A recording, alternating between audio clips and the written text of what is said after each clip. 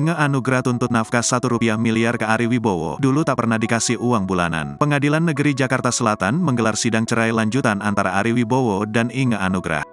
Agenda sidang cerai yang merupakan jawaban dari pihak Inge Anugrah itu digelar secara ekor.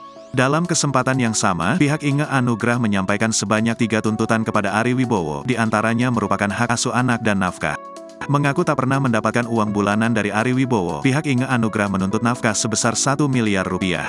Ada 3 yang dituntut. Pertama, tentang perwalian harus ke Inge. Kedua, selama dia menikah itu, kan tidak pernah mendapat uang. Maka kita menuntut jika 1 bulan itu Rp5 juta, dan mereka sudah menikah 206 bulan, maka totalnya menjadi Rp1 miliar 30 juta, beber Petrus Pationa. Kemudian, Petrus Pationa menjelaskan mengapa Inge Anugrah meminta nafkah sebesar itu karena selama menikah dengan Ari Wibowo, kliennya sempat berhenti bekerja yang membuatnya tak memiliki penghasilan.